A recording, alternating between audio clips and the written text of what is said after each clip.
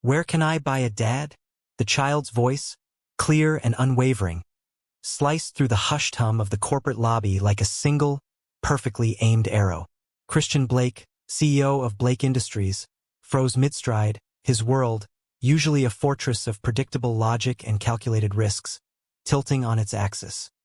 He had been halfway across the gleaming marble floor, his tailored suit a second skin, his mind already dissecting the day's first market reports. His assistant, Grace, a bastion of efficiency, stood ready with his briefing tablet, her expression a careful mask of professional anticipation. But the question, so utterly out of place, so disarmingly innocent, stopped everything. He turned, his piercing blue eyes, usually cold and unreadable, scanning the vast space. Near the polished steel reception desk, a tiny figure sat on the floor, clutching a worn backpack.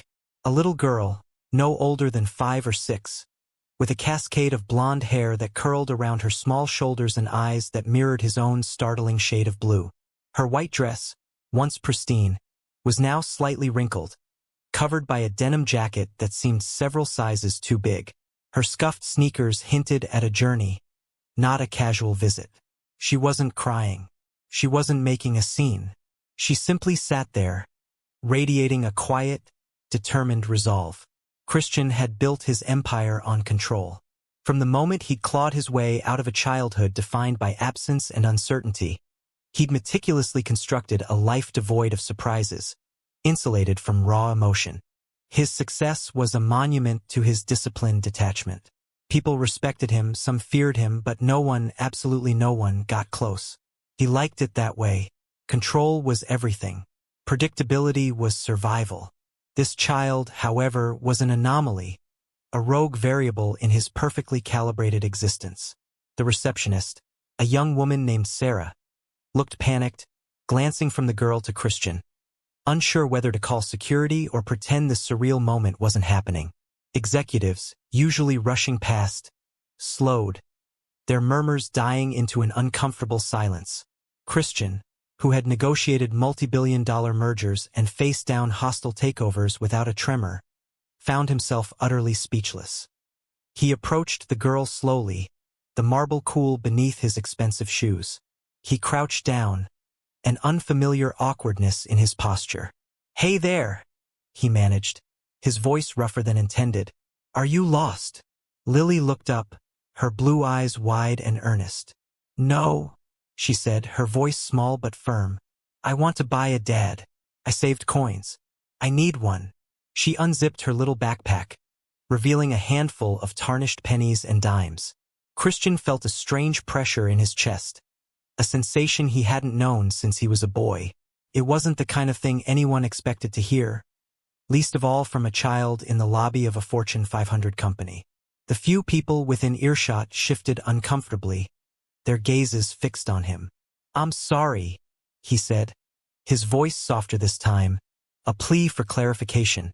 "What did you say?" She didn't repeat herself exactly. She looked straight at him, her gaze unwavering. "I want to buy a dad. I saved coins. I need one for Mommy. She's sick and we have no money." The last words, delivered with such simple, heartbreaking honesty, hit him like a physical blow. His throat closed.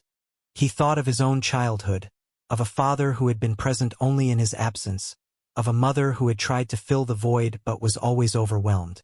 He had vowed then that he would never be helpless, never be without resources. He had built a kingdom to ensure it. And now a child was asking to buy a father with pennies, because her mother was sick and there was no money. The irony was a bitter taste. People around the lobby stared, waiting. The silence stretched, thick with unspoken questions. Christian looked at Lily again, not just at the words she'd spoken, but at the quiet, desperate resolve in her eyes. This wasn't a tantrum. This was a mission. She wasn't lost. She had come here for a reason.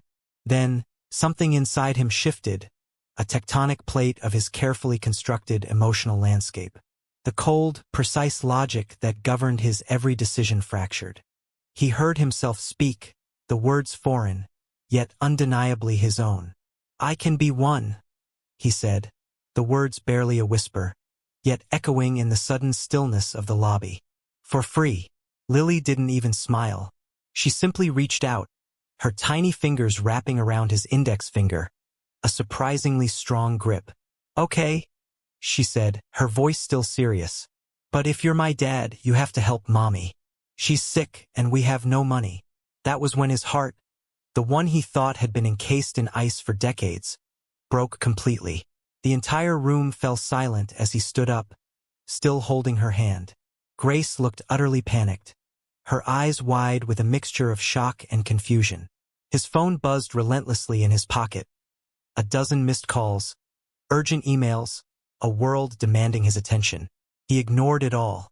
For the first time in years, Christian Blake walked away from the boardroom, the meticulously planned schedule, and the perfectly structured life he had built. He let a child lead him step by step out of his gleaming building, onto the bustling sidewalk, and into the unknown. And he never once looked back. The drive across town was slow, not because of traffic, but because every second felt heavier than the last. Christian sat in the back seat of his executive car, Lily's small hand still wrapped around his finger, refusing to let go. His driver, a man named Robert who had been with him for over a decade, glanced in the rearview mirror with quiet curiosity, but said nothing. Robert was a master of discretion, a skill Christian now appreciated more than ever. Lily didn't speak much. Her eyes stayed fixed on the window, watching the city transform from sleek glass towers and manicured parks to older brick buildings, faded storefronts, and streets lined with cracked pavement. Her silence was not shy, but contemplative, as if she were processing the enormity of her own bold decision. Her name, he had learned, was Lily.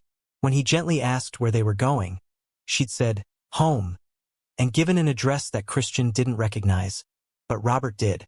It was in one of the lowest income parts of the city, an area Christian hadn't set foot in since he was a teenager.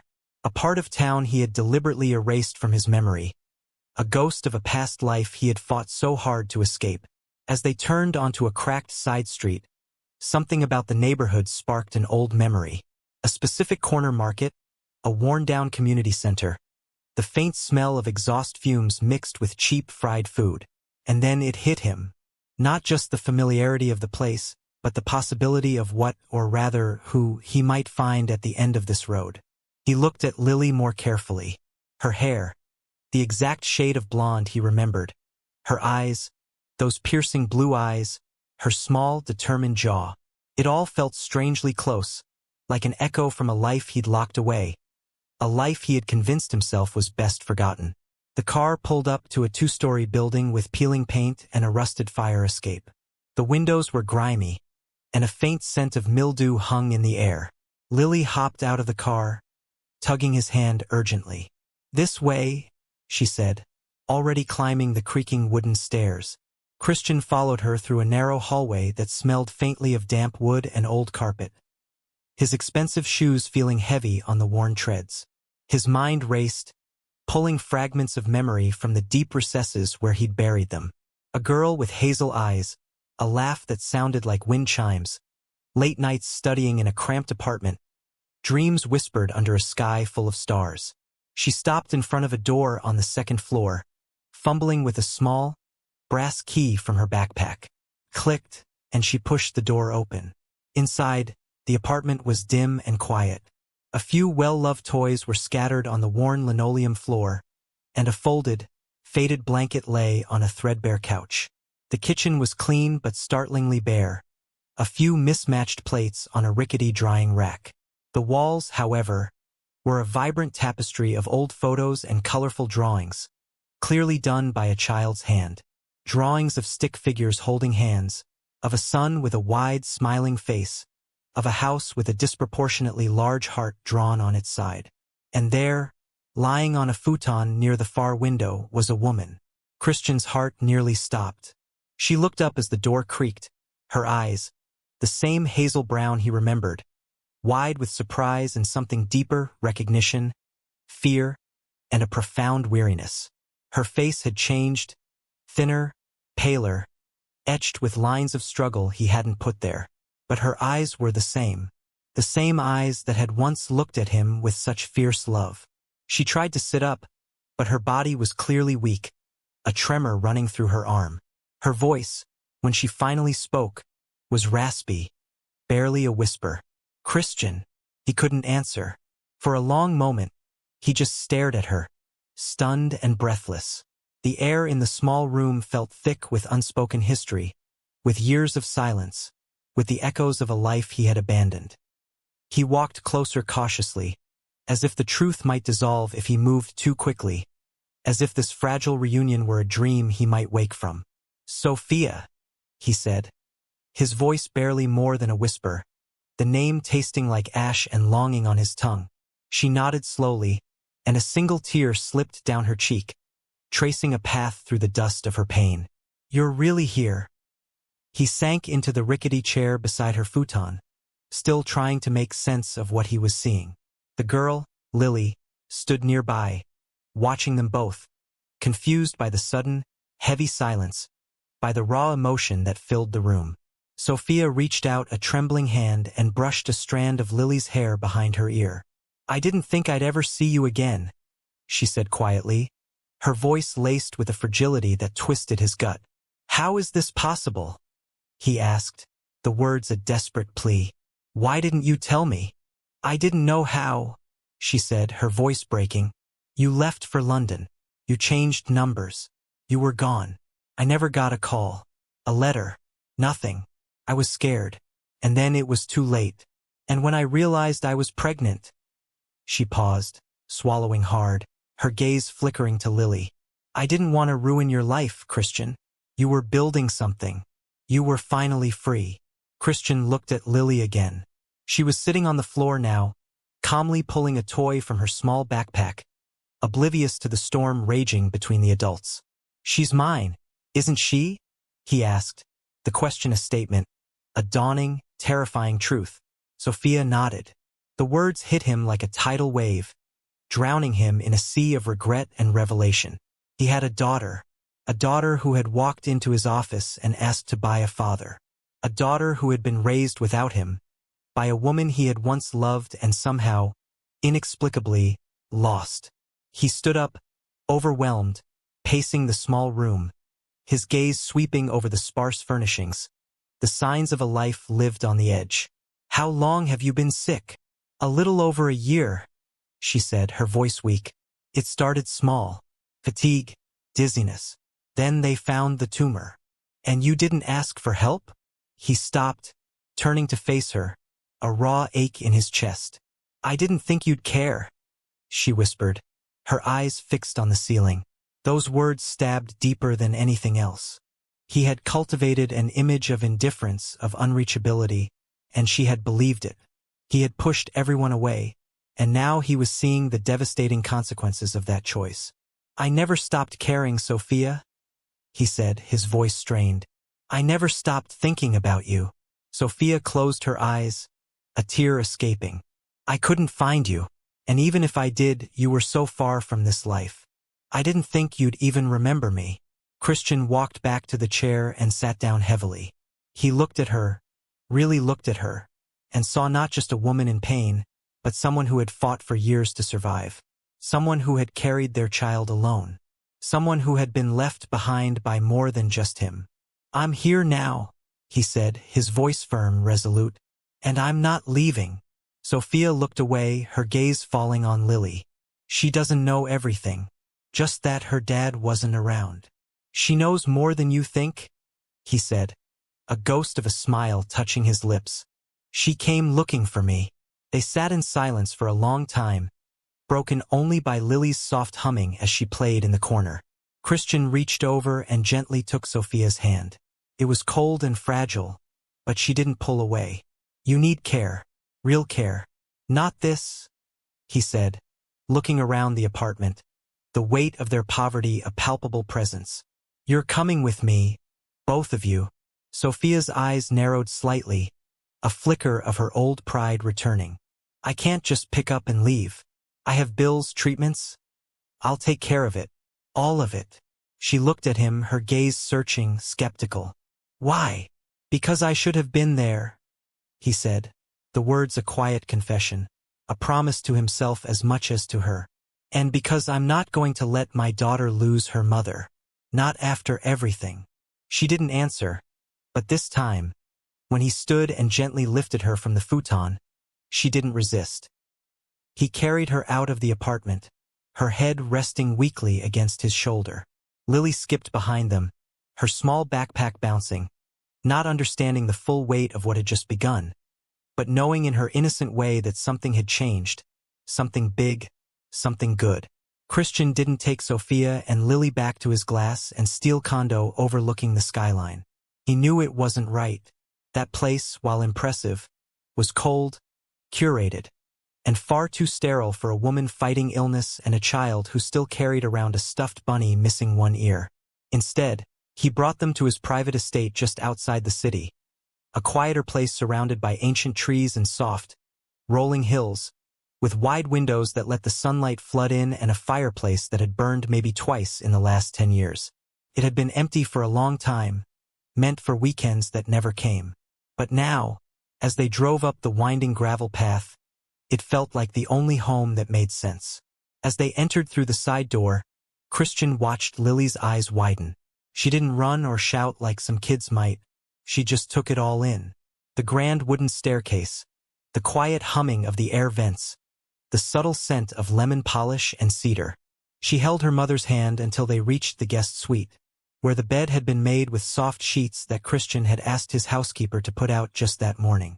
Sophia, still weak and pale, sat slowly on the edge of the bed. Her face showed gratitude, but also hesitation, as if she didn't know how to receive this kind of help anymore, how to accept such an overwhelming act of kindness after years of fighting alone. Christian knelt in front of her, resting one hand lightly on her knee. "You'll stay here as long as you need. Doctors will come. Everything's taken care of. You don't have to fight alone anymore." She looked at him, clearly exhausted, but there was a spark behind her eyes, a flicker of something he remembered from their youth. "I'm not used to people doing things for me," she whispered. "I know," he said, his voice gentle, "but let me do this." She nodded slowly, and her shoulders relaxed just enough to show she believed him, at least for now. That evening, Christian sat in his study, watching the security monitor quietly as Lily curled up next to her mom on the guest bed. He hadn't spoken to anyone all day about what had happened. No meetings, no calls, not even emails. His assistant, Grace, had texted over a dozen times, each message more urgent than the last, but he let them pile up. For the first time in years, work didn't matter. He kept thinking about Lily's voice, asking, "Where can I buy a dad?" He'd built a world so far from children and emotions and unpredictability that now, faced with all three, he didn't recognize himself. But he liked who he was becoming. Later that night, after Lily had fallen asleep, Sophia sat with Christian by the fireplace in the living room. The logs crackled softly, casting a warm glow on her tired face.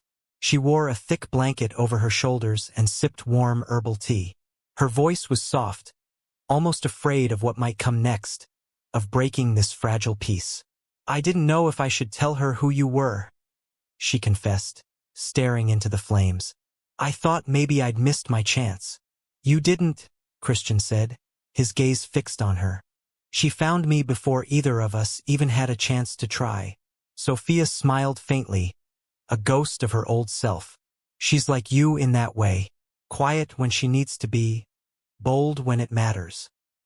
He glanced at her, a pang of regret in his chest. "I missed so much." "We both did," she whispered, her hand instinctively reaching for his. "But you're here now."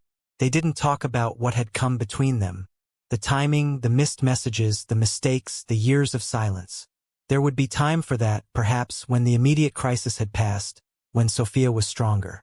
For now, they sat quietly, as if afraid that words might ruin the fragile peace forming between them. The following morning, Christian made breakfast. He burned the eggs, spilled orange juice, and set off the smoke alarm once. Lily thought it was hilarious, giggling uncontrollably. Sophia sat at the table and laughed until she coughed, and for a brief moment, the room felt like a family had always lived there, like the house had been waiting for their laughter to fill its empty spaces. Doctors came that afternoon. They examined Sophia gently, respectfully, and Christian made sure she never had to sign a single form, never had to worry about costs or coverage. He wanted her to focus on getting better. The diagnosis hadn't changed. She still needed long-term care, but the treatment was now top-level, the best money could buy. And more importantly, she no longer had to face it alone. Christian found himself rearranging everything. His schedule shifted. He canceled non-essential travel. He delegated more, shocking his executive team. Grace, his longtime assistant, called him and asked flatly, "Is the world ending?" "No," he replied, staring out at the backyard where Lily was making up a game with sticks and pine cones. "It's just starting." Grace paused, then said quietly, "You sound different." "I feel different," he admitted, a quiet wonder in his voice. In the evenings, they all sat together. Christian, once a man of dry reports and complex legal documents, found himself reading stories out loud, sometimes stumbling over silly voices that made Lily laugh until she couldn't breathe. Sophia began to regain strength slowly. She walked short distances through the house, sat outside with a blanket, and started keeping a journal. Christian caught her once writing something, and she looked up and smiled, a genuine, radiant smile. "I'm not just surviving anymore," she said. "I'm remembering who I am." Christian didn't respond right away. He just looked at her quietly, amazed. The woman he'd lost, the child he'd never known, and the home he never knew he needed, all under one roof. Felt fragile, yes, but also incredibly real.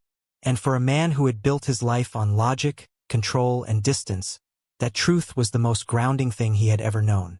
In the weeks that followed, the house slowly began to feel like more than just a temporary haven. It became something warmer, something rooted, the kind of place where shoes were left by the door and laughter came from the kitchen. Not just the echo of wealth, but the sound of people settling into each other's lives. Christian had never lived like this before. His homes had always been spotless, quiet, curated down to the last imported vase or untouched bookshelf. But now there were art supplies on the dining room table, tiny socks in the laundry, and children's shows playing in the background. Lily was a force of nature in that way, gentle and soft-spoken, but always leaving her presence in the smallest, most unexpected corners. She didn't need permission to belong. She just did. Sophia, though still recovering, was improving faster than the doctors had anticipated. The treatments were working, and more importantly, her stress levels had decreased dramatically. Christian made sure she had everything she needed, from medications and private physical therapy to time for herself. He set up a quiet reading space in the sunroom just for her, stocked with the same old poetry books she used to love in college, and even tracked down a rare first edition of her favorite author. The day she found it on the armchair, wrapped in linen with a simple ribbon, she cried. Not because of the gift itself, but because someone had remembered. For Christian, everything was new. He was used to results, to schedules, and solutions. But now he was learning how to be present. He discovered that it took longer to teach Lily how to tie her shoelaces than it did to sign a multimillion-dollar contract. He learned that bedtime stories required patience and that it was okay to get silly, to mess up voices, and laugh at himself. It humbled him in a way nothing else ever had. And yet, it didn't weaken him. It gave him something stronger than control, purpose. Every now and then, when Sophia was feeling well enough, they'd sit on the back porch together after Lily went to bed.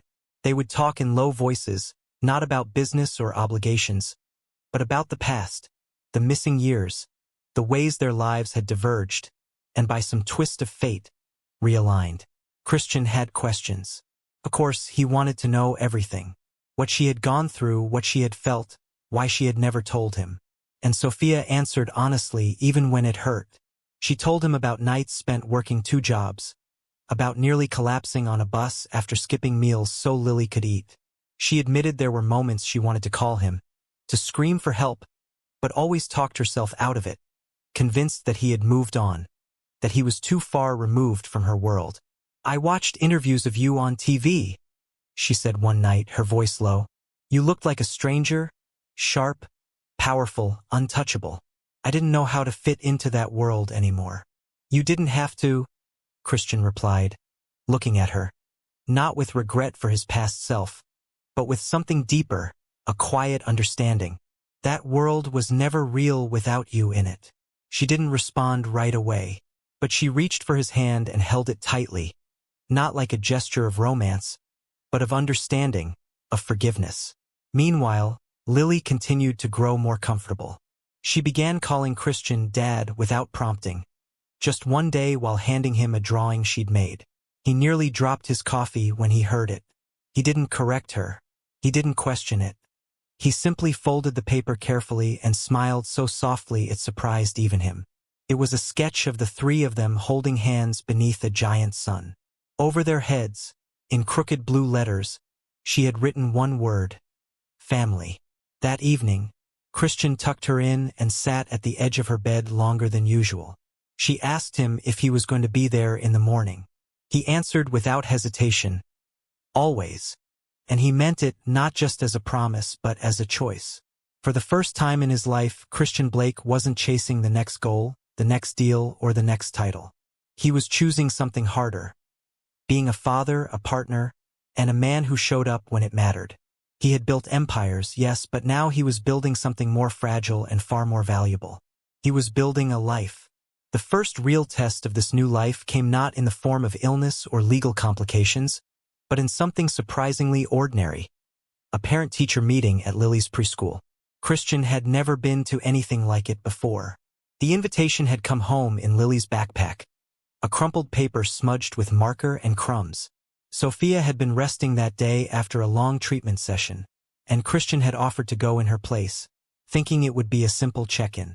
He wore a navy blue sweater instead of a suit, left his phone in the car for once, and arrived 10 minutes early, unsure of where to stand or what to say. He wasn't used to fluorescent lights and bulletin boards filled with construction paper handprints. He didn't know how to make small talk with other parents or sit on tiny chairs without looking completely out of place. When the teacher, Miss Howard, greeted him with a warm smile and gestured for him to sit, Christian awkwardly folded himself into a seat clearly not designed for someone over 6 feet tall. She opened a folder labeled Lily Blake and began walking him through her progress. How she was quiet but observant. How she always helped the other children clean up without being asked. How she once gave away her snack to a classmate who forgot theirs. Christian listened carefully, deeply focused, as if it were a business presentation. But as the teacher continued, she hesitated, lowering her voice slightly. "She told me something last week," Miss Howard said, tapping her fingers gently on the edge of the folder. "She said her dad used to live in the clouds, but he came down when she asked for him." That's how she described it. Christian froze. He wasn't sure what to say. A lump formed in his throat. "I just thought you should know," the teacher added gently. "Whatever you've done for her, it's working. She feels safe. That means more than test scores or behavior charts." When he got back home that afternoon, Christian sat in his car longer than usual, staring at the house he used to see as just a structure. Now it felt like something alive, something that carried the breath of the people inside it. Lily ran out the front door to greet him, a paint smear on her cheek and a ribbon half untied in her hair. She hugged his leg like she'd been waiting all day, and when he picked her up, she rested her head on his shoulder without saying a word. He held her tightly, his hand gently cradling the back of her head, breathing in the scent of markers and apple juice. Inside, Sophia was feeling better. She sat at the kitchen table with a cup of tea and a few papers spread out before her, forms for a part-time writing program she had been considering. She looked up as he entered and read his expression instantly. "What happened?" she asked softly. He placed Lily gently on the couch, letting her pull out her toys, then turned to Sophia with a voice filled with something close to wonder. She said, "I came down from the clouds." Sophia blinked. "She did." He nodded, sitting down beside her. "I never thought I'd be someone's safe place." "You are," Sophia said, reaching for his hand. "Even when you weren't here, she felt you somehow." Christian looked down, overwhelmed by the weight of what he was becoming. Not because he was unsure of it, but because it mattered so much and because for the first time he was beginning to feel worthy of it. Later that week, Sophia had a checkup. This time, Christian went with her not just as support but as a partner. They sat side by side in the waiting room, flipping through outdated magazines and sharing quiet jokes. When her name was called, he helped her stand and walked with her into the examination room. The doctor, kind but firm, gave them cautious optimism. The tumor had shrunk, her body was responding, and if things continued at this pace, she might not need a second round of intensive therapy. Sophia let out a shaky breath and leaned back in the chair, her eyes glistening with exhaustion and relief. Christian exhaled, feeling as if the air had been knocked out of him. "You're going to get through this," he said, more to himself than to her. Outside the clinic, they stood in the parking lot under a wide, gray sky. Sophia looked up at him and said, "I didn't think I'd ever have anything to hope for again." He looked at her and replied, "Now you have a future, and I want to be in it." That night, they cooked dinner together. "Well," Christian tried, and Sophia supervised from a stool, laughing when he oversalted the pasta and spilled half the sauce. Lily sat at the table drawing again, another picture of the three of them with hearts floating above their heads. She handed it to him with a serious expression and said, "This one's for your office, so you don't forget us when you work." He looked at the drawing, then at the child in front of him, then at the woman across the kitchen, and felt something he had never known before. The kind of peace that didn't come from achievement, but from presence. He folded the paper carefully and placed it inside his briefcase.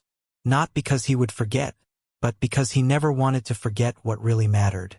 Fall arrived quietly, brushing its fingers over the city in fading sunlight and cooler evenings.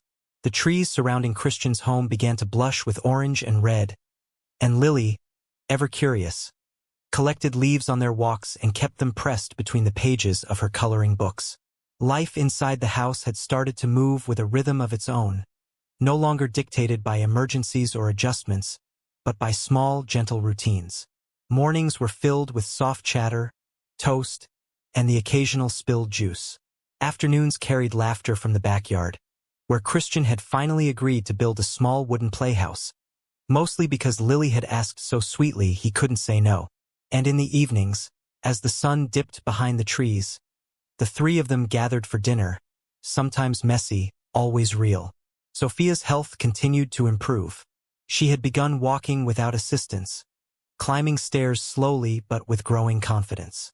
Her cheeks had more color now, and her voice, once quiet from fatigue, had begun to reclaim its natural strength.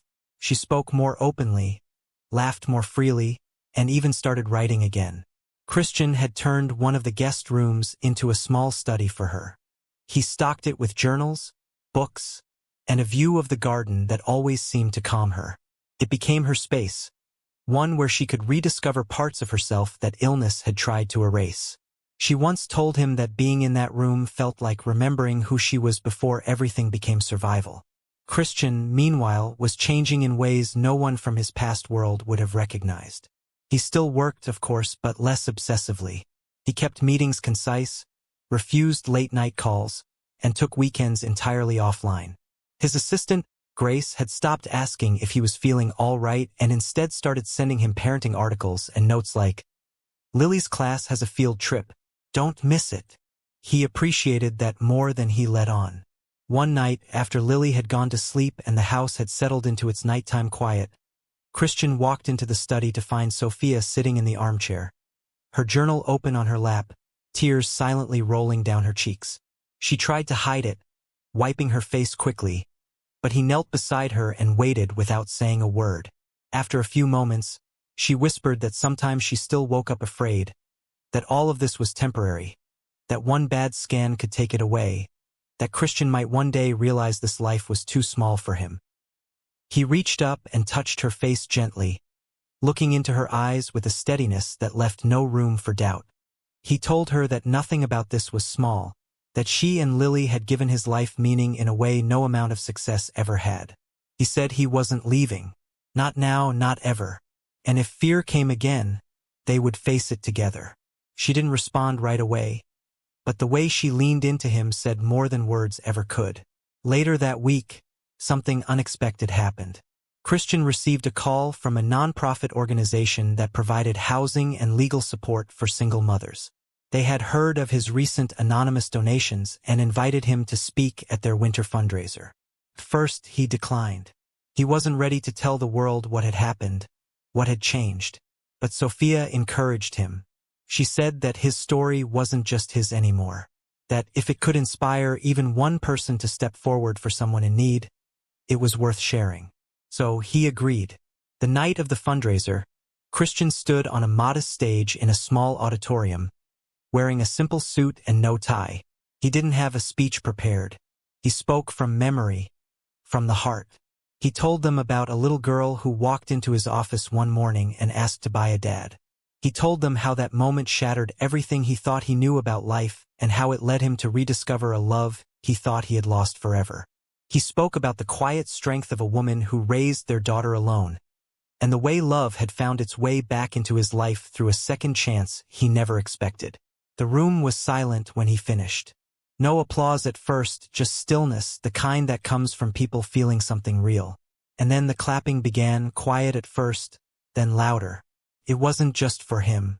It was for what his story represented.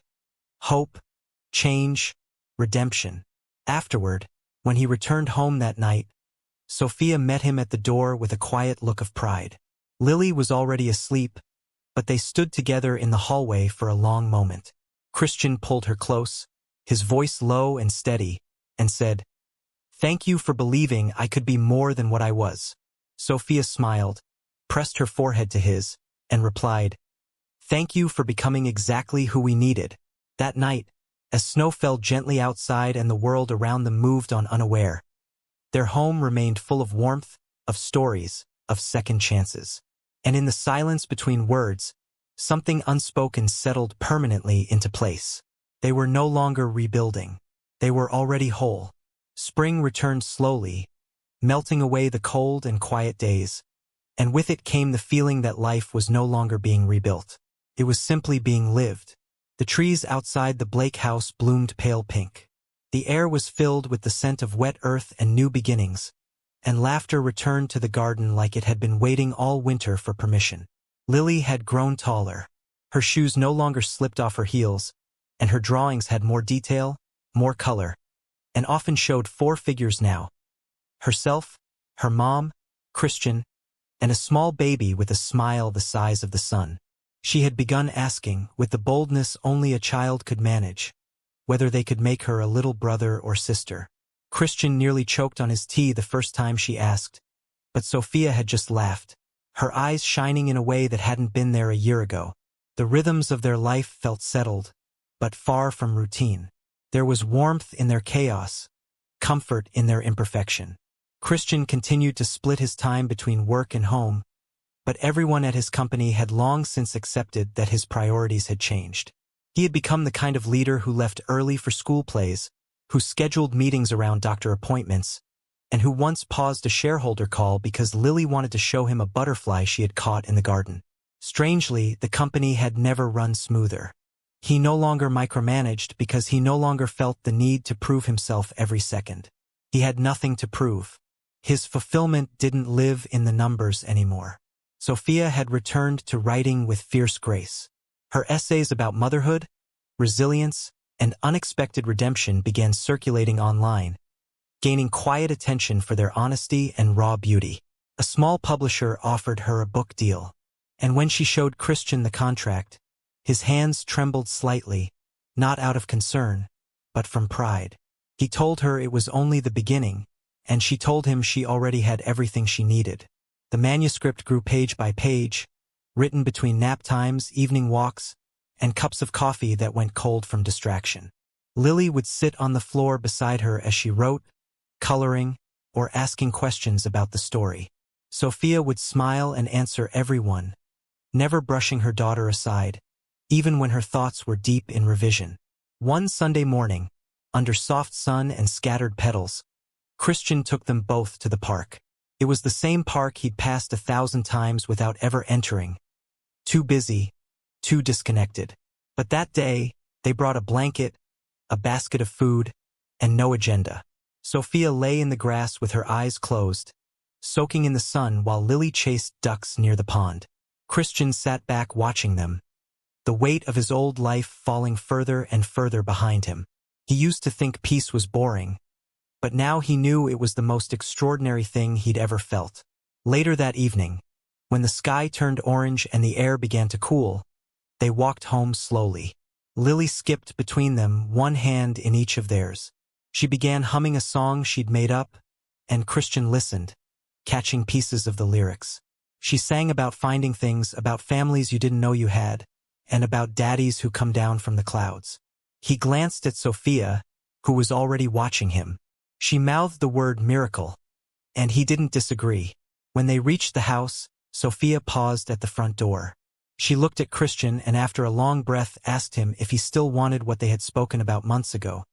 Something permanent, something legal, something that said in writing what had already become true in their hearts. Christian answered not with words, but by pulling a small box from his jacket pocket. He hadn't been sure when the moment would come, but he had known it would. Inside was a ring, simple and elegant, nothing flashy, just like her. Sophia didn't cry right away. She held his face in her hands and kissed him once softly, like sealing a promise. Lily clapped from the steps, not fully understanding, but sensing it was something big and beautiful. That night, they told stories over dinner, stories from the past and dreams of the future. And it felt like the walls of the house listened, holding those memories safe inside them. Months later, the wedding was quiet, just close friends, a backyard strung with fairy lights, and Lily throwing flower petals with unmatched enthusiasm. Sophia wore a dress she'd chosen herself, nothing extravagant, just something that made her feel strong and beautiful. Christian, in a tailored gray suit, looked at her like the world had finally made sense. They exchanged vows not written by anyone else, but spoken in their own imperfect, honest words. And when the ceremony ended and Christian lifted Lily in his arms to join their first dance, there wasn't a dry eye in sight. The life they built was not one born from perfection. It was shaped by missed chances, broken paths, and pain that still lingered in quiet corners. But it was also shaped by forgiveness, by showing up when it mattered, by love that chose to stay even when it had every excuse to leave. Christian had once believed that happy endings were for other people. But he knew now that real happiness wasn't the end of the story. It was the part you fought to build after all the chapters where everything could have fallen apart. And this messy, beautiful, everyday life was exactly the ending he never knew he deserved.